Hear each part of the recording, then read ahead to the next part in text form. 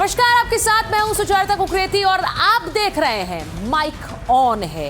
हर बड़े मुद्दे पर यहां माइक ऑन होता है और आज जिस खबर पर माइक ऑन कर रही हूं, प्रधानमंत्री मोदी का विरोध कोई नई बात नहीं। उनके विरोधी ये काम करते ही रहते हैं, लेकिन बात अब सियासी विरोध से आगे निकल गई। उनके लिए कब्र खोदने के नारे लगाए जा रहे हैं और विपक्ष, खासतौर से कांग्रेस के नेता, नारे लगाने वालों का बचाव कर रहे हैं। सियासी विरोध के चलते प्रधानमंत्री की कब्र खुदवाने की बात को भी क्या जायज ठहराएंगे कुछ लोग। और बात सिर्फ दिल्ली में लगे नारों की नहीं है, बात तो भारत को वेनेजुएला बनाने तक पहुंच गई है। कांग्रेस के नेता, महाराष्ट्र के मुख्यमंत्री रहे पृथ्वीराज चव्हाण कह रहे हैं कि अब बस यही बचा है। गौर से सुनिए इसे। वो कह रहा है बस यही बचा है कि जैसे ट्रंप ने वेनेजुएला से मादुरो की किडनैपिंग की, उसी तरह यहां से पीएम मोदी को उठा ले। अब सोचिए जरा, इस तरह का ओछा बयान भी आ गया है। मैं आपको सुनवाऊंगी ये बयान कि मोदी से नफरत इस हद तक कैसे पहुंच गई है, वो सारे बयान और वो सारी तस्वीरें दिखाऊंगी। सबसे पहले दिल्ली में लगे ये नारे सुन लीजिए। ये नारे प्रधानमंत्री नरेंद्र मोदी और केंद्रीय गृह मंत्री अमित शाह की कब्र खोदने की बातें कही जा रही। ये नारे जेएनयू में लगाए जा रहे हैं। आप सोचिए, देश के प्रधानमंत्री और देश के गृह मंत्री की कब्र खोदने की बात कही जा रही है। और ये क्यों हो रहे हैं? देश की राजधानी में ये नारेबाजी क्यों हो रही है? क्योंकि सुप्रीम कोर्ट ने यहां के छात्र रहे उमर खालिद और शर्जील इमाम को जमानत देने से इनकार कर दिया। अब ये दोनों दिल्ली दंगों की साजिश रचने के आरोप में जेल में हैं। सुप्रीम कोर्ट ने कहा कि पहली नजर में उमर खालिद और शर्जील इमाम साजिश के केंद्र में दिखाई देते हैं। इन्हें जमानत पर रिहा नहीं किया जा सकता है और इनकी जमानत पर 1 साल रोक रहेगी। यह फैसला देश की सबसे बड़ी अदालत ने किया, लेकिन गुस्सा मोदी के खिलाफ है और इसीलिए दिल्ली में ये नारे लगने शुरू हो गए, जिसमें प्रधानमंत्री की कब्र खोदने की बात होने लगी। मोदी से नफरत इस हद तक कि देश की राजधानी में पीएम मोदी और देश के गृह मंत्री अमित शाह के खिलाफ कब्र खोदने के नारे लगने लगे। उन्हें वेनेजुएला की तरह किडनैप करने की बात कही जाने लगी। लेकिन विपक्ष के नेताओं के बयान जरा सुनिए। विपक्ष के नेता जब मोदी की कब्र खुदने वाले नारों की बात सुनते हैं तो इन लोगों को स्टूडेंट, बच्चा, मासूम कहकर इनका बचाव करते हैं। इन नारों को डिसमिस करने की कोशिश की जा रही। अब याद कीजिए आप कि शर्जील इमाम और उमर खालिद पर भी इसी तरह के नारे लगाने का इल्जाम है और उन नारों के बाद दिल्ली में दंगे हो गए थे। दंगे, वो याद करिए आप। शर्जील इमाम का वो बयान आपको याद है, जिसमें वो लोगों को सीधे सीधे भड़काते हुए कह रहा था कि असम को भारत से अलग कर दो, नॉर्थ ईस्ट को भारत से अलग कर दो। अगर हम चिकन नेक पर कब्जा कर लेंगे तभी हमारी बात सुनी जाएगी। ये वाले नारे लगे थे, ये वाला बयान आया था, जिसके बाद कोर्ट ने कहा कि इन्हें बेल नहीं दी जा सकती। जरा सुनिए क्या कहा था। तो हम हिंदुस्तान और नॉर्थ ईस्ट को परमानेंटली कट कर सकते हैं, असम और इंडिया कट के अलग हो जाए, तभी ये हमारी बात सुनेंगे। 5 लाख लोग हमारे पास हो ऑर्गेनाइज्ड, तो हम हिंदुस्तान और नॉर्थ ईस्ट को परमानेंटली कट कर सकते हैं, असम और इंडिया कट के अलग हो जाए, तभी ये हमारी बात सुनेंगे। 5 लाख लोग हमारे पास हो ऑर्गेनाइज्ड, तो हम हिंदुस्तान और नॉर्थ ईस्ट को परमानेंटली। आपने सुना क्या कह रहा था शर्जील इमाम? शर्जील इमाम के इन बयानों के बाद किस तरह से दिल्ली दंगों में उसके बाद हिंसा हुई थी, वो भी आपको याद है। शर्जील इमाम और उसके साथियों के इसी तरह के भड़काऊ बयानों के बाद 2020 में ये तस्वीरें आई थी। इन दंगों में 53 बेगुनाह मारे गए थे, 700 से ज्यादा लोग घायल हो गए थे। स्टूडेंट्स को भड़काना, उन्हें सड़कों पर लेकर आना कितना घातक हो सकता है, ये आपको दिल्ली में तो आपने देखा, लेकिन आप याद कर लीजिए बांग्लादेश भी और नेपाल भी। मैं क्यों कह रही हूं? ये बांग्लादेश की तस्वीरें देखिए। बांग्लादेश में 2024 में जब शेख हसीना को देश छोड़ना पड़ा था तो वो स्टूडेंट्स प्रोटेस्ट से ही शुरुआत हुई थी। उन्हें भड़काया गया, वो सड़कों पर आ गए, आगजनी की, किस तरह हंगामा बरपा था कि सत्ता परिवर्तन हो गया, वो बांग्लादेश में हुआ था। नेपाल की तस्वीरें भी याद करिए। नेपाल में इसी साल जेनजी का प्रोटेस्ट हुआ। जेनजी यानी कि वहां के छात्र प्रोटेस्ट कर रहे थे। अब छात्रों को सड़कों पर लाने के बाद, उन्हें भड़काने के बाद क्या क्या हो सकता है, इसीलिए कहती हूं ये स्टूडेंट प्रोटेस्ट कहकर डिसमिस नहीं किया जा सकता है। इन सब के बीच ये तो स्टूडेंट प्रोटेस्ट की बात हो रही, मोदी और गृह मंत्री शाह के कब्र खोदने की बात हो रही थी, लेकिन इन सब के बीच कांग्रेस के नेता पृथ्वीराज चौहान ने सारी हदें पार कर दी। उन्होंने तो भारत को वेनेजुएला बनाने की बात कर दी। ऐसा लगता है कि वो कल्पना नहीं चाह ही रहे हैं, वो चाह रहे हैं कि ऐसा हो जैसा वेनेजुएला में हुआ। ट्रंप ने मादुरो को उठा लिया, किडनैप कर लिया, वैसा ही ट्रंप मोदी को भी उठा ले, किडनैप कर ले। मैं मजाक नहीं कर रही हूं, यह बयान कांग्रेस के नेता और महाराष्ट्र के मुख्यमंत्री रहे पृथ्वीराज चौहान ने दिया। अब सोचिए कि जो व्यक्ति एक सिटिंग चीफ मिनिस्टर रहा हो, एक चीफ मिनिस्टर रहा हो, केंद्र में मंत्री रहा हो, वो क्या ऐसा बयान दे सकता है कि मदुरो के साथ जैसे किडनैप किया वो मोदी के साथ भी वैसा ही हो जाएगा, बस यही बचा है इस देश में। मोदी से नफरत क्या देश हित से ऊपर है? क्या सियासी विरोध में देश को गुलाम बना देंगे? एक जल्दी से रिपोर्ट देखिए और फिर मेरे मेहमानों के माइक ऑन हो रहा है।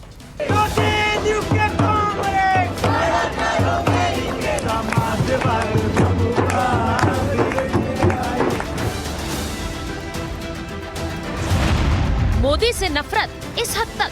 प्रधानमंत्री को किडनैप करके ट्रंप साहब ले जाएंगे क्या? प्रधानमंत्री को किडनैप करके ट्रंप साहब ले जाएंगे क्या? प्रधानमंत्री को किडनैप करके ट्रंप साहब ले जाएंगे क्या? इस देश को कौन बनाना चाहता है? बांग्लादेश। बांग्लादेश की तरफ देख लो, जहां लोगों को मार रहे हैं, वहां नहीं देखोगे आप। इस देश को कौन बनाना चाहता है? वेनेजुएला। तो वेनेजुएला में हुआ इस तरह से कुछ होगा क्या भारत में? मोदी की किडनैपिंग से कब्र तक की चाहत।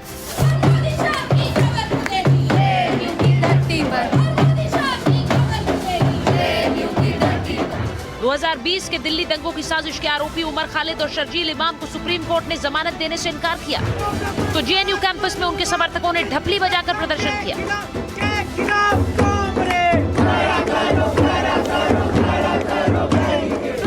प्रधानमंत्री नरेंद्र मोदी और केंद्रीय गृह मंत्री अमित शाह की कब्र खोदने के नारे लगाए।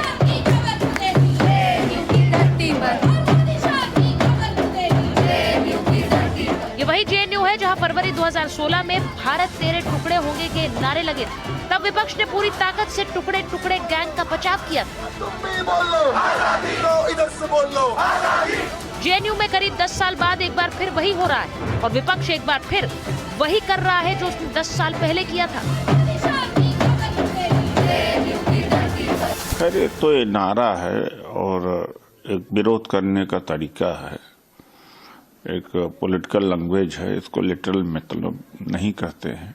और सीएनआरसी के टाइम उतना वैसी ही एक्टिविटीज उमर खालिद और शर्जील इमाम की रही है, लेकिन इनको हिंदू होने की वजह से, मुस्लिम होने की वजह से इस तरह से इनके साथ व्यवहार हो रहा है। तो अन्याय इनके साथ तो हुआ है और सुप्रीम कोर्ट का फैसला भी बड़ा अनफॉर्चुनेट रहा है। टुकड़े टुकड़े गैंग राहुल गांधी जैसे देश विरोधी मानसिकता वाले और सभी, चाहे आरजेडी हो, चाहे टीएमसी हो, चाहे वाम दल हो, ये टुकड़े टुकड़े गैंग का एक कैंप ऑफिस बन गया, कार्यालय बन गया।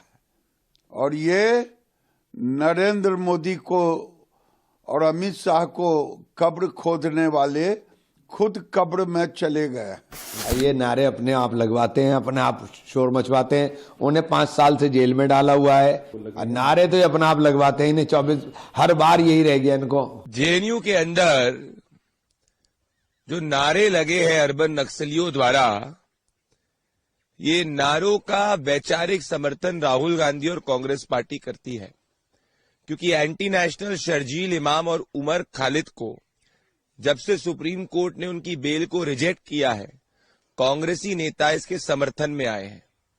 फिर उसके बाद में स्टूडेंट की आड़ में अर्बन नक्सल्स मोदी तेरी कब्र खुदेगी, अमित शाह तेरी कब्र खुदेगी की नारे लगा रहे हैं। ये वही सोच है जो आगे चल के बौद्धिक आतंकवाद में परिवर्तित होती है। जेएनयू में प्रधानमंत्री और केंद्रीय गृह मंत्री की कब्र खोदने के नारों पर वार पलटवार के बीच कांग्रेस नेता पृथ्वीराज चौहान भारत में वेनेजुएला जैसे सीन की कल्पना भी कर लेते हैं। पूछ रहे हैं कि क्या ट्रंप पीएम मोदी को भी किडनैप करवाएंगे? वही बात, तो वेनेजुएला में हुआ इस तरह से कुछ होगा क्या भारत में? हमारे प्रधानमंत्री को किडनैप करके ट्रम्प साहब ले जाएंगे क्या? इस प्रकार का घटिया ओछा बयान, मतलब कि एक व्यक्ति का विरोध करते करते देश के लोकतंत्र का विरोध, देश की नीतियों का विरोध, देश का विरोध करना और इस प्रकार की कामना, इस प्रकार की दुआ मांगना, पर ये तो राहुल गांधी की लाइन है। भारत की स्टेट के खिलाफ राहुल गांधी बोलते हैं हम लड़ रहे हैं, तो राहुल गांधी से ही प्रेरणा पाते हुए सेना पर, सनातन पर और स्टेट पर भी सवाल खड़े करने का काम पृथ्वीराज चव्हाण कर रहे हैं। कांग्रेस एक तरफ मोदी शाह की कब्र खोदने का नारा लगाने वालों का बचाव करती है, तो दूसरी तरफ उसके नेता भारत को वेनेजुएला बनाने की बात कर रहे हैं। मेरे मेहमान जुड़ गए, लेकिन उनसे पहले जो सवाल आज पूछ रही हूं, जिस पर माइक ऑन है, पीएम मोदी की किडनैपिंग जैसा ओछा बयान दिया भी जा सकता है। मैं हैरान हूं। जीत नहीं पाएंगे इसलिए मोदी की किडनैपिंग पर आएंगे। सवाल यह भी कि मोदी की कब्र खोदने की बात कहने वालों का बचाव क्यों किया जा रहा है? देश में टुकड़े टुकड़े गैंग को बढ़ावा कौन दे रहा है? और सवाल यह भी कि क्या राजनीतिक विरोध देश हित से भी ऊपर है? मेरे साथ जो मेहमान जुड़ रहे हैं, तुहिन सिन्हा जी प्रवक्ता हैं भारतीय जनता पार्टी के, हमारे साथ वरिष्ठ पत्रकार हर्षवर्धन त्रिपाठी जी जुड़ रहे हैं, हमारे साथ प्रोफेसर प्रवेश कुमार चौधरी जुड़ रहे हैं जो कि वीएचपी के भी प्रवक्ता हैं, लेकिन उनकी आज की पहचान वो जेएनयू में प्रोफेसर है। हमारे साथ पुष्पराज यादव जी हैं, नेशनल कोऑर्डिनेटर हैं एनएसयूआई के। हमारे साथ अतीकुर रहमान साहब है, इस्लामिक स्कॉलर हैं, और पंकज शर्मा जी राजनीतिक विश्लेषक वरिष्ठ पत्रकार हमारे साथ जुड़ रहे हैं। मैं सीधा सवाल सबसे पहले पंकज जी आपसे पूछूंगी, क्योंकि मोदी की कब्र खुदेगी, मोदी की किडनैपिंग भी सही है, मोदी की कब्र खुदना भी सही है। अब तक जो जो बयान दिए गए, मुझे ऐसा लग रहा है सारी हदें पार कर दी गई, लेकिन सब सही है क्योंकि मोदी विरोध में सब जायज है। देखिए, पृथ्वीराज चव्हाण की बात को इस तरह तोड़ना मरोड़ना ठीक नहीं है। उन्होंने तो ये कहा कि ट्रंप भारत के प्रधानमंत्री का भी अपहरण करा लेंगे और नहीं ऐसी कोई ख्वाहिश जाहिर की कि ट्रंप को ऐसा करना चाहिए। एक इंटरव्यू में चव्हाण से सवाल पूछा गया था कि ट्रंप भारत को 50% टैरिफ लगाने की बात कर रहे हैं। बिल्कुल सही। जवाब में चव्हाण ने कहा कि तब तो भारत और अमेरिका के बीच कारोबार हो ही नहीं पाएगा और ऐसे में हमको वैकल्पिक रास्ते खोजने होंगे जो सोचे भी जा रहे हैं। फिर चव्हाण ने इसमें जोड़ा कि इसके बाद क्या, मतलब कि अगर हम वैकल्पिक रास्ते अपनाएंगे तो क्या होगा, क्या ट्रंप हमारे प्रधानमंत्री का अपहरण कर लेंगे? तो इस बात को इस तरह पेश करना कि चव्हाण चाहते हैं कि हमारे प्रधानमंत्री, मैं आपको बयान बताती हूँ, उन्होंने कहा ट्रेड नहीं होगा, हम एक्सपोर्ट नहीं कर पाएंगे। नहीं पंकज जी, नहीं, मेरे दर्शक भी सुन लेना, एक्सपोर्ट नहीं हो पाएगा तो हालत बुरी हो जाएगी तो क्या होगा। अब मुझे ये बताइए, तो क्या यहाँ पर देश में प्रधानमंत्री के अपहरण की बात, मुझे तो ये बात बड़ी हैरान करती है कि आप इसे जस्टिफाई भी करेंगे, कोई भी कॉन्टेक्स्ट रहा हो, यहाँ पूरी दुनिया भर में लोग हैरान हैं, निंदा कर रहे हैं कि ट्रंप ने क्या कहा, और यहाँ पर एक व्यक्ति जो मुख्यमंत्री रहा हो, केंद्र में मंत्री रहा हो, वो कह रहा हो कि क्या हो जाएगा, अब तो यही बचा है कि जैसा मदुरो के साथ किया वेनेजुएला में, वैसे ट्रंप को, मोदी को भी किडनैप कर ले ट्रंप। ये क्या इतना कैजुअल रिमार्क है क्या सर, इतना कैजुअल? उसमें एक तरह का ताना छिपा हुआ है कि क्या ट्रंप हमारे प्रधानमंत्री को किडनैप कर लेंगे, उसको सर इसमें ताना है, वहाँ कब्र खोदने में स्टूडेंट हैं, बच्चे हैं, मासूम हैं, तो हर चीज के लिए तो डिफेंस पहले से तैयार है ना पंकज जी। नहीं, मैंने नहीं कहा कि मासूम है। इस तरह के जो नारे लगे हैं मैं उनके कतई उनका समर्थन नहीं करता हूँ। मोदी शाह की कब्र खुदेगी जेएनयू की धरती पे जैसे नारे लगने नहीं चाहिए थे। मेरा साफ कहना है, नहीं लगने चाहिए थे। अगर ये नारे, जैसे कुछ लोग दलील दे रहे हैं कि ये नारे व्यक्तिपरक नहीं थे और वो व्यक्ति विशेष को निशाना बनाने के बजाय हुकूमत की जो कार्यशैली है उस पर प्रतीकात्मक और वैचारिक किस्म का एक शाब्दिक हमला था, लेकिन तो भी मेरा मानना है कि ऐसे अशोभनीय नारे नहीं लगाए जाने चाहिए। लेकिन ये कहना कि जेएनयू एंटी नेशनल तत्वों का अड्डा बन गया है थोड़ी ज्यादती है। अगर सचमुच ऐसा है तो सरकार राष्ट्र विरोधी तत्वों के खिलाफ कार्रवाई करे। अगर नारे की भाषा इतने गंभीर की श्रेणी में आती है तो उन सभी की चिट्ठी भेज दे जिन्होंने ये नारे लगाए, पूरे जेएनयू को बंद कर दे, क्योंकि विश्वविद्यालय जवाहरलाल नेहरू के नाम पर है। जो नहीं, मैंने इसीलिए मैंने प्रोफेसर प्रवेश चौधरी को भी आज इनवाइट किया है। लेकिन आप ये कह रहे हैं कि देश विरोधी नारों का अड्डा बन गया है, ये कहना गलत होगा। मैं एक बार जरा पहले इस बयान पर आना चाहती हूँ जो पृथ्वीराज चव्हाण ने भी कहा। हर्षवर्धन जी, कब्र खुदेगी से लेकर किडनैपिंग तक ये सारे बयान प्रधानमंत्री के खिलाफ दिए जाएंगे और उनके साथ उनके लिए हमेशा एक डिफेंस जरूर खड़ा रहेगा, डिफेंस जरूर तैयार रहेगा। कोई भी इसे सिरे से नहीं खारिज करेगा कि ये बिल्कुल गलत है। ऐसा कैसे, मुझे हैरानी होती है, ये मोदी के साथ भी हो जाएगा, कोई कैसे कह सकता है तंज कसने में भी। देखिए, मुझे लगता है कि अब तो हैरानी जैसी कोई बात रही नहीं। जिस देश का नेता राहुल गांधी जैसा जो प्रतिपक्ष का नेता है वो हो, राहुल गांधी जेएनयू में कब गए थे और किन के साथ खड़े थे, ये लोगों को अगर याद आ जाए और उसके विजुअल आप चला दें तो थोड़ा और स्पष्टता आ जाएगी। राहुल गांधी जैसा नेता प्रतिपक्ष है जो विदेश की धरती पर जाकर कहता है कि हमारे यहाँ तो लोकतंत्र समाप्त हो गया है और अमेरिका और यूरोपीय यूनियन के देश बेखबर हैं। मैं जो शब्द बोल रहा हूँ अंग्रेजी में यही बोला था, उसका हिंदी अनुवाद में कर रहा हूँ। राहुल गांधी चीन के मॉडल की बात करते हैं और कहते हैं कि भारत तो नहीं है। चीन और भारत के लिए जब पूछा जाता है तो भारत का पक्ष तक नहीं रख पाते हैं, बच्चे सवाल पूछते हैं। वो वहां जाकर कहते हैं कि सिखों को तो जिसको कहते हैं केश और कड़ा धारण करने का अधिकार नहीं है, वहीं जाकर उनको वो बता देता है, एक सिख ही उनको बता देता, आईना दिखा देता है। जब ऐसा नेता प्रतिपक्ष हो तो आप क्या कल्पना कर सकते हैं? और मुझे तो चौंकाने वाला नहीं लगता है। अभी तो शर्जील इमाम और उमर खालिद, उनकी जमानत नहीं हुई तो मैं ही टीवी डिबेट पर कितने लोगों से मैंने बहस की, वो एक दो लोगों ने तो यहां तक कह दिया मुसलमानों के ऊपर अत्याचार हो रहा है, मुसलमान होने की वजह से जमानत नहीं। बिल्कुल, लेकिन बयान है। गुलफिशा, एक मिनट में सुचेता पूरा कर लूं, तो बात नहीं आती है तो ठीक नहीं रहता है। तो गुलफिशा फातिमा से लेकर मीरा हैदर से लेकर 5 मुसलमान भी थे उसमें। और मैं एक बात अब कह रहा हूं, पृथ्वीराज चौहान की जुबान फिसल गई, वो तंज कर रहे थे, ऐसे ऐसे कमाल के तर्क आ रहे हैं, अब हम क्या ही बताएं। इंदिरा गांधी ने इस देश में आपातकाल लगाया, लेकिन इस देश के विपक्ष ने न तो जाकर विदेशी धरती पर ये रोना रोया, न ये कल्पना की, न ये तंज किया कि कोई आएगा और उठाकर इंदिरा जी को ले जाएगा। हमारे देश के लोगों ने लोकतांत्रिक तरीके से लड़ाई लड़ी और सत्ता से उखाड़ फेंका। ये भारत का लोकतंत्र है। और आज जो लोग जीत नहीं पा रहे हैं लोकतांत्रिक तरीके से और उनके इर्द गिर्द घूमने वाले लोग बता रहे हैं कि अरे तंज हो जाएगा, कल्पना हो जाएगी, वो तो ये कर दिया। क्या शर्मसार करने वाला व्यवहार कर रहे हैं लोग। और मैं फिर कह रहा हूं, नेता प्रतिपक्ष जब ऐसा है तो जाहिर है उसके आसपास खड़े लोग, उसके समर्थन में खड़े लोग इसी तरह का व्यवहार करेंगे और शर्मनाक। ऐसे एक बयान नहीं है तुहिन जी, एक बयान नहीं है, ये बार बार बयान आते हैं। क्या पॉलिटिकल विरोध में इस तरह के बयानों को जायज मान लूं कि यहाँ जेएनयू की धरती पर इस तरह के, जेएनयू का जो प्रशासन है उसने कहा कि ये एक्सेप्टेबल नहीं है, ये सीधे एक तरह की चुनौती है और हम इसके खिलाफ एक्शन लेंगे। लेकिन क्या बात वहीं खत्म हो जाती है? क्या ये सिर्फ मुट्ठी भर स्टूडेंट्स थे जो ये नारे लगा रहे हैं? देखिए सुचारिता जी, आए दिन ये स्पष्ट होता जा रहा है कि जेन जी की एवज में, जेन जी को किसका सहारा लेकर कांग्रेस पार्टी अपने देश विरोधी कारनामों को अंजाम दे रही है। ये जो स्लोगन कल लगे हैं, कल सुनाई पड़े आपको जेएनयू में, क्या यही स्लोगन आपको 15 दिसंबर को दिल्ली में एक कांग्रेस की रैली में नहीं सुनने को मिले थे? उस दिन भी एक कांग्रेस की कार्यकर्ता यही स्लोगन लगा रही थी, मोदी जी की मृत्यु की कामना कर रही थी।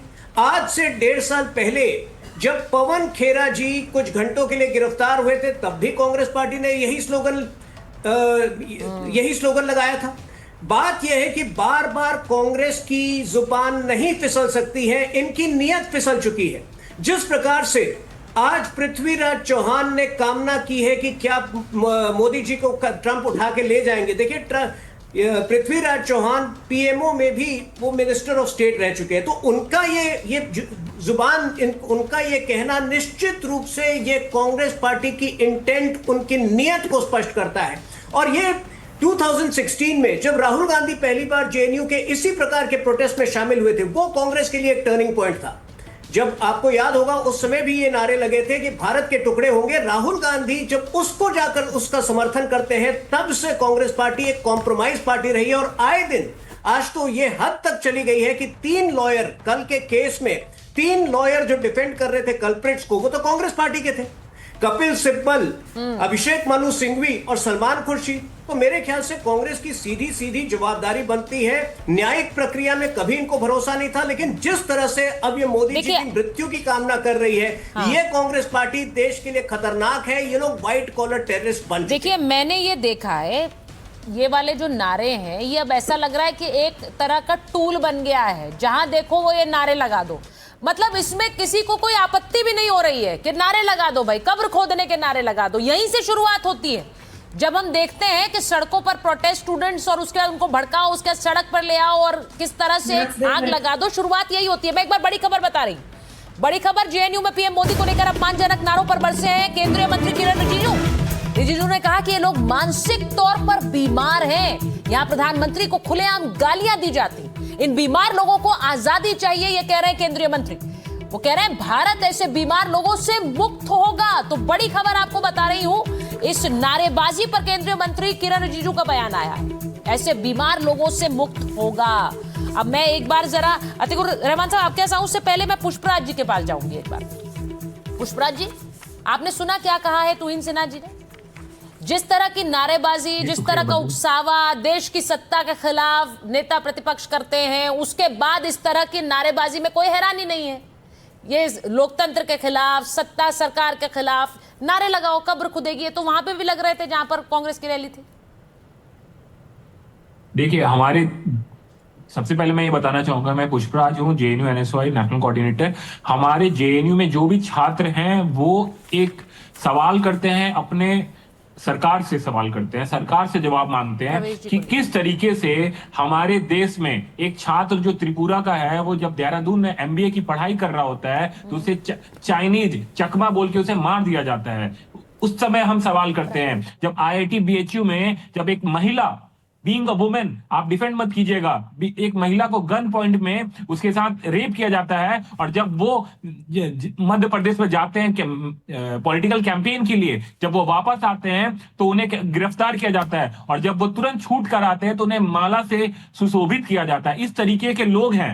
इसे आप क्या कहेंगे? आप देख रहे हैं किस तरीके से, आप अभी इंदौर में देखिए कितने बच्चे, मासूम बच्चे मर गए। अगर हम ये देखते हैं कि जो जेएनयू के छात्र गलत कहूंगी, वो देश इसे गलत कहूंगी, सरासर गलत कहूंगी पुष्पराज जी। पुष्पराज, इसे गलत कहूंगी, सरासर गलत कहूंगी। इसके खिलाफ आवाज भी उठाई है और आगे भी उठाऊंगी। तो इसीलिए एक गलत को दूसरे गलत से इक्वेट मत करिए ना पुष्पराज।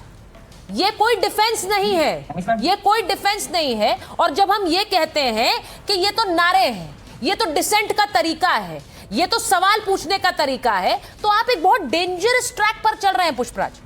ये डेंजरस ट्रैक इसलिए है। हाँ, तो आज 6 जनवरी है। आज 6 जनवरी मैं बताना चाहूंगा 5 जनवरी 2020 को क्या हुआ था। 5 जनवरी 2020 को साबरमती, एक जो कोएड हॉस्टल है, जो कि जहां पे बॉयज एंड गर्ल्स दोनों रहते हैं, वहां पे बच्चों को मारा गया। वहां की छात्र संघ अध्यक्षा आयुषी घोष को भी हिट किया गया। आप ये बताइए, क्या उस पर कार्रवाई अभी तक क्यों नहीं हुआ? सारा सीसीटीवी फुटेज है, आईबी है, पुलिस है, सभी इंफॉर्मेशन है। तो पीएम की कब्र खोद नॉट टेकन। तो पीएम की कब्र खोदेंगे? नहीं, पीएम की हम तो होम मिनिस्टर की कब्र खोदेंगे करते हैं। और हम नहीं, आप इन बयानों के साथ हैं कि नहीं है, मुझे तो ये बता दीजिए। आपको ये बयान सही लग रहे हैं कि नहीं? ये नारेबाजी होनी चाहिए कि नहीं? हमारे देश में जो जेएनयू के जो छात्र हैं वो सिर्फ अपने देश के लिए मान सम्मान बढ़ाने के लिए काम करते हैं। नहीं, तो ये मान सम्मान किसका बढ़ा रहे हैं? ये मान सम्मान किसका बढ़ा रहे थे नारेबाजी से? किसका मान सम्मान बढ़ा रहे हैं? देखिए, हमारे देश ये नारों से किसका मान सम्मान बढ़ा रहे हैं, मुझे ये बताइए। अरे नारे तो ये लगते हैं कि हमारे जेएनयू में ऐसे नारे लगते हैं कि बजट का 10वां वैसे मुझे नहीं जानना, मुझे पूछना ये नारों से किसका मान सम्मान बढ़ रहा था सर पुष्पराज? इन नारों से किसका मान सम्मान बढ़ रहा था? लगते हैं, मैं देख रही हूँ, सुना रही हूँ कौन से नारे लग रहे हैं। वो नारे लग रहे हैं, लगे बेरोजगारी के खिलाफ, लगे बेरोजगारी। आज वो नारे में सुना रही हूँ जो लग रहे हैं। आप दूसरी राह पर जा रहे हैं। मैं पूछ रही हूँ इनसे किसका मान सम्मान बढ़ रहा है? किसी का नहीं बढ़ रहा है। सभी को शिक्षा मिले, सभी को पुष्पराज, ये सही है नारे? बेरोजगारी कम हो, ये नारे सही है। स्वच्छ पानी नहीं मिल पा रहा है जेएनयू में, पानी की कमी आप जानते हो। जेएनयू में पानी के हर हॉस्टल में पानी सवालों का जवाब नहीं दे रहे। जेएनयू में स्वच्छ पानी नहीं। उठाइए, उसे किसने मना किया है? जो सही होगा उसको कोई गलत कहेगा क्या? लेकिन ये गलत है, इसको गलत कहिए ना पुष्पराज। और आप गलत नहीं कहोगे तो मैं ये अज्यूम करूंगी, मान कर चलूंगी कि आप इसके समर्थन में। आप चाहते हैं कि ये सुनिए जरा, नारे सुन लीजिए ना, सुनिए नारे, सुनिए नारे, सुनिए।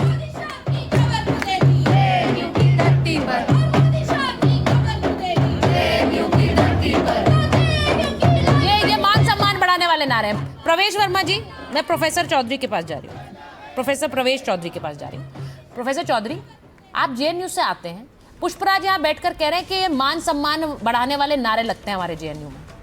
सही को सही और गलत को गलत कहना पड़ेगा। देखिए, गलत को गलत और सही को सही आप नहीं कह रहे हैं ना पुष्पराज? जब पानी की जब नारे लगाते हैं तो जेएनयू के छात्रों पे 20,000 का फाइन दिया जाता मेरा है। सिंपल... क्या पानी का भी एक बेसिक पानी नहीं मांगा जा सकता है? बताइए, आज जेएनयू में कई छात्रों पे 20,000 का फाइन। अगर ऐसा लग रहा है तो कोई गलत सही नहीं है वो। मेरी बात सुन लीजिए, मैं कह रही हूँ ना, मैं हिम्मत दिखा के कह रही हूँ कि सही है या गलत है। आपने मुझे एक बात बताई तो आप भी तो हिम्मत दिखा के बोलिए नारे गलत है। वो नहीं बोला जा रहा आपसे। नहीं, ये प्रोफेसर चौधरी एक बार उनको चुप कर लीजिए। हाँ, प्रोफेसर चौधरी आप बोलिए। सुचारिता जी, ये एक्चुअली क्या है, जेएनयू का जो ये वामी गैंग है ना, ये इसके बच्चे हैं। ये इस तरह के नारे लगाते हैं। जो देश मतलब हमारे देश के जो प्रधानमंत्री है, आपको पता है पूरी दुनिया के अंदर भारत की छवि को बदला है उन्होंने। डिस्कोर्स एक जो विमर्श चलता था भारत को लेकर के, वो पूरा विमर्श बदला है। ये मैं नहीं कह रहा, अभी बहुत सारे इंटरव्यूज लिए गए जो बाहर से आते हैं लोग, उन्होंने बताया। तो कहने का मतलब है, लेकिन प्रॉब्लम क्या है सुचारिता जी, कि ये जो सामंती पार्टियां हैं ना, कांग्रेस है, कम्युनिस्ट पार्टी टाइप जो पार्टियां हैं, ये सामंती पार्टियां हैं। इन सामंती पार्टियों का ढांचा इस प्रकार का है। अब याद करिए, आजादी से पहले एमएस डांगे ने डॉक्टर अंबेडकर को लेकर क्या कहा? डॉक्टर अंबेडकर को लेकर कहते हैं कि Ambedkar is not a leader of Dalits, Ambedkar is not a leader of womens, Ambedkar is a leader only and only for Mahar community. ये कौन कह रहा है? डांगे कह रहे हैं। और यही सामंती पार्टी देखिए, जगजीवन राम के जीवन में 4 मौके आए जब वो देश के प्रधानमंत्री बन सकते थे, क्योंकि वो दलित समाज से थे। 1966, 1977, 1979 में इनको, और फिर नहीं, एक बार फिर उसके अंदर इनके पास मौके आए, लेकिन कांग्रेस पार्टी की सामंती मानसिकता है, उसने नहीं बनाया। यही कारण है कि इस देश के अंदर एक गरीब परिवार का, पिछड़ी जाति में आने वाला, चाय बेचने वाला व्यक्ति इस देश का प्रधानमंत्री बन जाए। ये कैसे बर्दाश्त हो सकता है इन सामंतियों को? और इसलिए सामंती गैंग के साथ जुड़े हुए जो पूरे टूल किट है इनकी, पूरा जो इनका एक स्ट्रक्चर है, वो स्ट्रक्चर जेएनयू में भी है, वो जामिया में भी है, वो डीयू में भी है। नहीं, प्रोफेसर चौधरी जरा एक बात बताइए। अभी यहाँ पे पुष्पराज ने कहा ये तो डिसेंट का तरीका है। ये जेएनयू में तो ऐसे नारे लगाकर हम डिसेंट करते हैं, हम तो अपनी आवाज उठाते हैं, ये सवाल पूछने का तरीका है। आप तो वहां से आते हैं सर। हाँ, सुचारिता जी, मैं भी जो है इस छात्र राजनीति से ही आया। सुनिए पुष्पराज जी, मैं भी छात्र राजनीति से आया। पुष्पराज जी, मैं भी अखिल भारतीय विद्यार्थी परिषद का कार्यकर्ता, लंबे समय तक कार्यकर्ता रहा। हाँ। अब शिक्षक। हमने कभी भी अपनी सुचिता को लांगा नहीं है। खूब डेमोन्स्ट्रेशन करे दिल्ली सरकार के खिलाफ, स्टेट गवर्नमेंट के खिलाफ, तमाम पॉलिसी के खिलाफ मैं पैरवी करता हूं उसका, आंदोलनों की। लेकिन मैं क्योंकि उसी आंदोलनों से निकल कर आया हूं। लेकिन मैं इस बात को कहता हूं कि कभी भी आंदोलन के अंदर जो नारे लगते हैं, उन नारों के अंदर सुचिता तो होनी चाहिए पुष्पराज जी, उस पर कम से कम ध्यान तो रखना चाहिए। हमने कभी ये तो नहीं कहा कि हम जो है मुर्दाबाद हो जाए सोनिया गांधी, कभी नारे लगाए? नहीं लगाए। मैं विद्यार्थी परिषद का कार्यकर्ता रहा, वरिष्ठ नहीं, और लगाने भी नहीं चाहिए भाई, जिम्मेदारी नहीं। हमने कभी नहीं करा, हमने कभी नहीं करा अपने जीवन के अंदर। क्यों? क्योंकि सुचिता को माना यार। तो आप कम से कम सोचिए, छात्र हैं आप, छात्र को अगर छात्र के भीतर सुचिता नहीं है, देखिए ये जो अमित शाह फैसला आया प्रोफेसर चौधरी, ये सुप्रीम कोर्ट ने दिया, तो गुस्सा नरेंद्र मोदी पर क्यों फूट रहा है? सुप्रीम कोर्ट ने कहा कि जो साजिश है प्राइमा फेसी, उसके केंद्र में ये दोनों किरदार हैं, इसलिए इन्हें बेल नहीं दी जा सकती। 1 साल के बाद आप फिर से याचिका लगाएं। अब अगर ये सुप्रीम कोर्ट कह रहा है, अतिकुर रहमान साहब, ये अगर कोर्ट कह रहा है, लेकिन नारेबाजी नरेंद्र मोदी के खिलाफ हो रही है, नारेबाजी गृह मंत्री के खिलाफ हो रही है, वो क्यों हो रही है? क्योंकि लोगों को कहा गया कि देखिए इन शर्जील और उमर खालिद को इसलिए सजा मिल रही क्योंकि ये मुसलमान है। जो बात अभी थोड़ी देर पहले कह रहे थे हर्षवर्धन जी, जो बात अभी तुहिन सिन्हा जी कह रहे थे, ये बार बार बयानों के जरिए, भाई उमर शर्जील मुसलमान है इसलिए बेल नहीं मिली, सुप्रीम कोर्ट इलेक्शन कमीशन की तरह काम करेगी क्या? ये जब आप कहते हैं ना, तो ये भड़का के बयान स्टूडेंट्स को सड़कों पर उतार देता है जो इस तरह के नारे लगाते। गलत कह रही हूं मैं? सुचारिता जी, दो बातें कहना चाहूंगा। सबसे पहली बात तो ये कि कोई भी विदेशी ताकत और उसके नापाक कदम भारत के प्रधानमंत्री की तरफ तब बढ़ेंगे जब 140 करोड़ चीनों को वो रौंदेंगे। कोई भी भारत के प्रधानमंत्री की तरफ ये नापाक इरादे नहीं रख सकता है। जब हम प्रधानमंत्री की आलोचना करते हैं सुचारिता जी, तो वो अपने संविधान के दायरे में रहकर राइट टू डिसेंट का इस्तेमाल करते हुए करते हैं। अभी अभी हमारे एबीवीपी के कार्यकर्ता चौधरी साहब जो बैठे हुए हैं, प्रोफेसर साहब, उन्होंने कहा वामपंथी गैंग। मैं अगर एबीवीपी को गैंग कहूं तो आपको कैसा लगेगा चौधरी जी? तो ये राइट टू डिसेंट का जो मामला है ना सुचारिता जी, ये हमारे प्रधानमंत्री, हमारे तुहिन सिन्हा जी, बीजेपी, आरएसएस समझ नहीं पाती है। विद इन द बॉर्डर हम कॉन्स्टिट्यूशनल राइट का इस्तेमाल करते हुए हमारी सरकार की आलोचना करते हैं। चौधरी साहब, ये आप छात्र शक्ति इजाजत का नारा लगाकर विद्यार्थी परिषद आगे बढ़ती है। आप अपनी बारी में बोलिए ना। कश्मीर हो या गुवाहाटी, अपनी देश अपनी माटी, प्रोफेसर है, इसका नारा लगाती है। आपने विद्यार्थी परिषद का नाम कैसे लिया? आपने विद्यार्थी परिषद का नाम कैसे लिया? क्या हो रहा है? अच्छा, एक सेकंड, कॉन्टेक्स्ट सुनिए जरा। नहीं, प्रवेश जी, वो कह रहे हैं कि जो बयान आप एनएसयूआई के बारे में दे रहे हैं वो एबीवीपी के बारे में भी दे दे तो क्या है? एनएसयूआई के बारे में कहे ना, तो मैं वही तो आप पार्टी के बारे में कहे ना। अरे भाई, अपनी बारे में कहा, लेकिन आप साथ ही साथ ये भी कह रहे हैं कि इनको कैसे कह सकते हैं, ये इस छात्र संगठन को कैसे कह सकते हैं? जो छात्र वहां पर नारेबाजी कर रहे हैं, उन नारों को आप क्या कहेंगे? मान सम्मान का नारा, देश हित में नारा, उनकी आवाज उठाने का तरीका, उनके सवाल उठाने का तरीका, ये कहकर मैं इसको जाने दूं, जस्टिफाई कर दूं? सुचारिता जी, आप बात को समझिए। आप अगर ये कह रही हैं कि कोई भारतवासी भारत के प्रधानमंत्री की आलोचना नहीं कर सकता, तो प्रधानमंत्री, मैं बिल्कुल नहीं कह रही हूँ ये, प्लीज इसे समझिए। हर्षवर्धन जी को लीजिए स्क्रीन पर। मैं सुनिए, मैं ये बिल्कुल नहीं कह रही हूँ अतिकुर रहमान साहब। और कौन सा, एक बात मुझे बताइए, एक सेकंड, अतिकुर रहमान साहब, राहुल गांधी नेता प्रतिपक्ष हैं और वो दिन रात प्रधानमंत्री की आलोचना करते हैं, और सिर्फ आलोचना नहीं करते हैं, वो विदेश जाकर भी ये कहते हैं कि लोकतंत्र खतरे में है, डेमोक्रेसी इज अंडर थ्रेट।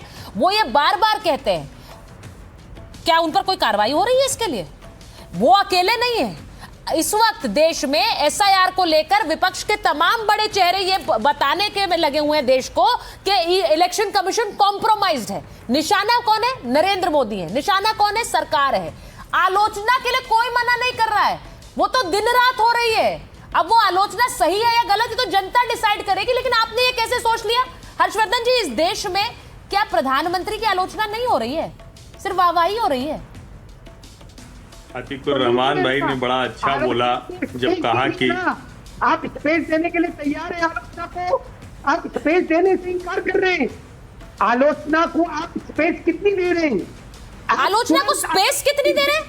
अरे एक सेकंड अतिकुर रहमान साहब, आलोचना आप, एक सेकंड, आप दिन रात नरेंद्र मोदी की आलोचना करते हैं, उसी के लिए हमें डिबेट के मुद्दे मिलते हैं। सुनिए मेरी बात, आप कह रहे हैं आलोचना कितनी कर रहे हैं, मुझे ये बताइए।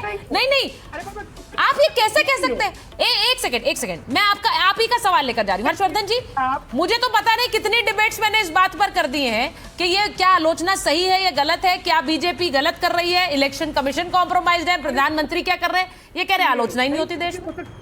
एक सुचित्रा जी, जब अतिकुर रहमान जी ने शुरू किया ना कि देश के, भारत के प्रधानमंत्री को कोई कुछ कहेगा तो 140 करोड़ देशवासियों से पहले गुजरना पड़ेगा उसे, तो मुझे लगा कि आज वो स्कॉलर अतिकुर रहमान बोल रहे हैं, आज ये गड़बड़ाएंगे नहीं।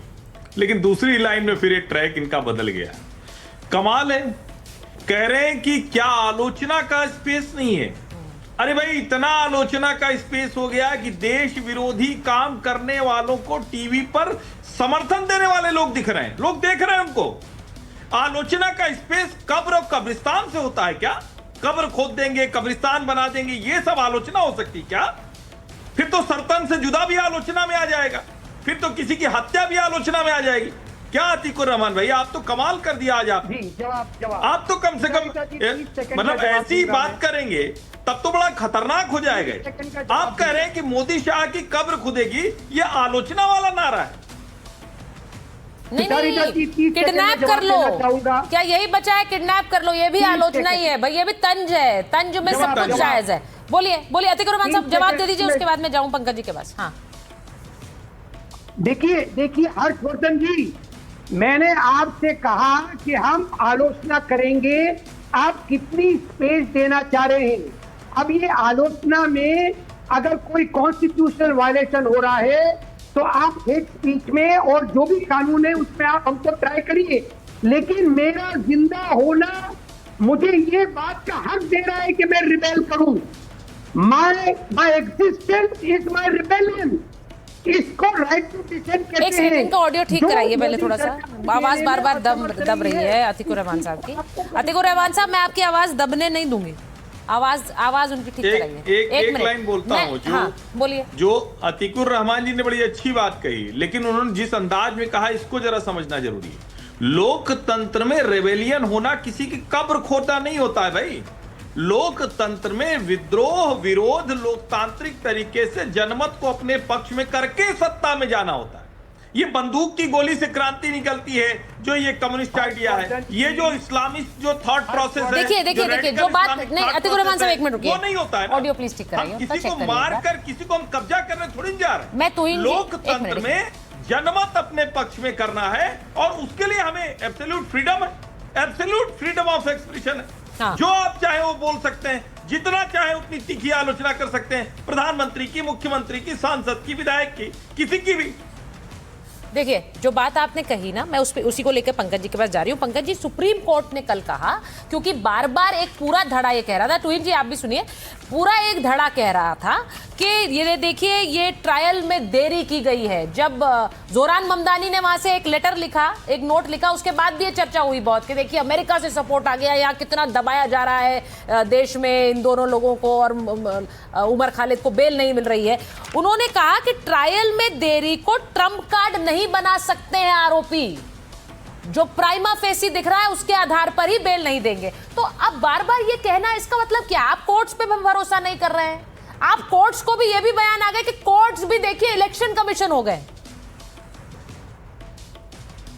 देखिए क्या होता है कि एक तरफ तो बलात्कार जैसा जो बेहद वहशियाना तथ्य है, वो करने वालों को हर 4-6 महीने में फरलो मिल जाता है, जमानत मिल जाती है, अदालतें तरह तरह की रियायतें दे देती हैं तरह तरह के लोगों को, और दूसरी तरफ नारेबाजी करने के जुर्म में 5-5 साल बिना सुनवाई के जेलों में रखा जाता है। तो न्याय व्यवस्था में ये जो विरोधाभास है, इसको देखने वालों का कुंठित होना, क्षुब्ध होना स्वाभाविक नहीं है क्या? उसके चलते ये सब इस तरह की घटनाएं होती है। मैं इस तरह के अशोभनीय नारों का समर्थन नहीं करता हूँ, लेकिन ये क्षोभ समाज में पैदा क्यों हो रहा है? अच्छा नहीं, मैं एक सवाल पूछ रही हूँ Pankaj ji, let's be very मतलब बिल्कुल टू द पॉइंट बात करते हैं। आपको लग रहा है कि शर्जील और उमर खालिद के साथ कोर्ट ने पक्षपात किया है? कोर्ट ने, सुप्रीम कोर्ट ने? देखिए मुझे ये नहीं लग रहा है, जो भी सुप्रीम कोर्ट का फैसला है वो तो सबको मानना ही होगा। तो बस फिर तो सुप्रीम कोर्ट अगर पक्षपात नहीं कर रहा है तो आपका गुस्सा सुप्रीम कोर्ट से लेकर नरेंद्र मोदी तक पर क्यों है भाई? ये समझ ही नहीं आता है, क्योंकि बहुत से लोग ये कह रहे हैं ना, पंकज जी आपने नहीं कहा, लेकिन बहुत से लोग टूइन जी ये कह रहे हैं कि कोर्ट ने गलत फैसला दिया, कोर्ट ने गलत फैसला दिया। कोर्ट का हालत क्या हो गई देश में? हाँ। सुचारिता जी, मैं बहुत धैर्य से सुन रहा था, मुझे थोड़ा समय दीजिए। देखिए मैं हैरान हूं, मैं स्तब्ध हूं, जो जिस प्रकार की दलील आज विपक्षी लोग आपके शो में दे रहे हैं। पुष्पराज तो ऐसे शिकायत कर रहे हैं पानी नहीं आ रहा है, जैसे कि आप वार्डन है, जेएनयू के वार्डन है, आप पत्रकार है ही नहीं। दूसरी ओर जो है आतिकुर कह रहे हैं कि आलोचना जो जान से मारने की धमकी है उसको आलोचना कह रहे हैं। किस प्रकार की विकृति का परिचय है विपक्षी लोग दे रहे हैं? देखिए मैं आपको स्पष्ट कर दूं, ये जो आरोप लग रहा है कि ट्रायल में देरी हुई, ट्रायल में देरी का कारण भी अगर आप पुराने जजमेंट, हाई कोर्ट के जजमेंट को पढ़ें तो बार बार कपिल सिब्बल विशेष तौर पर एडजॉर्नमेंट मांग रहे थे, क्योंकि वो चार्जेस के आधार पर केस को लड़ने के लिए की स्थिति में नहीं थे। ये उनके तरफ से, अक्यूज्ड के लॉयर की तरफ से देरी हुई है प्रोसिक्यूशन के लॉयर की तरफ से देरी नहीं हुई है। देखिए, एक तथ्य मैं आपको बताना चाहता हूं, 2010 से लगभग जो है जेएनयू में इस प्रकार के कांड हम देख रहे हैं। उस समय एक बड़ा नक्सली हमला हुआ था अप्रैल के महीने में, अप्रैल 2010 में। उस समय जो है इन्होंने 75 हमारे सीआरपीएफ के जवान जब मारे गए थे तो उसका भी जश्न मनाया था। लेकिन एक अंतर था, उस समय एनएसयूआई ने एबीवीपी के साथ उस प्रदर्शन का विरोध किया था। लेकिन 2016 के बाद जब से राहुल गांधी ने देश विरोधियों को अपना समर्थन दिया है, आज आप एनएसयूआई की विकृति अपने शो पर देख रहे हैं। एक बार भी एनएसयूआई के जो वक्ता है खुलकर विरोध नहीं कर पाए कल के जो मोदी तेरी खबर खुदेगी उस स्लोगन का। तो ये विकृति कांग्रेस पार्टी और एनएसयूआई का परिचय, उसका चरित्र बन चुकी है। नहीं, देश की राजधानी के अंदर अगर इस तरह की नारेबाजी होगी और एक और पुष्पराज मैं ये आपको 10 सेकंड दे रही हूँ, समय मेरे पास नहीं है। हमारे प्रधान नारे गलत या सही या मुझे फर्क नहीं पड़ता। देखिए स्टेटमेंट जिस तरीके से अभी सर ने बताया कि जिस तरीके से हमारे प्रधानमंत्री मोदी जी हैं, उससे हम अपना वाजिब जवाब सवाल तो करेंगे, जो भी, चाहे वो जेएनयू हो, चाहे मणिपुर हो, चाहे बीएचयू हो, चाहे देहरादून हो, सवाल तो किए जाएंगे ना। जैसे अभी इंदौर में किस तरीके से पानी पीने से इतने मासूम बच्चों की मौत हो गई है। सर देखिए, प्रधानमंत्री मोदी भी तो कह रहे थे मैंने भी आपसे सवाल पूछे, मैंने भी आपसे सवाल पूछे। अब उस सवाल की जगह मैं ये कह दूं कि पुष्पराज तेरी कब्र खुदेगी, खोल के ले जाएंगे। नहीं, मुझे बताइए जरा, क्या मैं ये कहूं सवाल की जगह सवाल ही होगा? इस तरह की नारेबाजी नहीं होगी ना, ये समझने की जरूरत है। सवाल होगा, जैसे मैंने पुष्पराज से सवाल पूछा और मैं ये नहीं, आप भी मेरा जवाब नहीं दे रहे, तो क्या मैं पुष्पराज की कब्र खोदने की बात करने लगूं? ऐसे नहीं होता है। सवाल अपने पूछिए और सत्ता से ही पूछिए, जो केंद्र में है उसी से सवाल पूछे जाएंगे। नरेंद्र मोदी से पूछिए, अमित शाह से पूछिए, लेकिन इसी के साथ साथ इस तरह के नारेबाजी को सही मत ठहराइए। ये बहुत डेंजरस ट्रैक है, इससे हमें सबको बचना चाहिए। वो नारेबाजी ना तो गृह मंत्री के बारे में, प्रधानमंत्री में होनी चाहिए, ना नेता प्रतिपक्ष के बारे में होनी चाहिए। ये भी मैं बोल दूं। बहुत बहुत धन्यवाद आप सबका जुड़ने के लिए। मेरे पास समय था।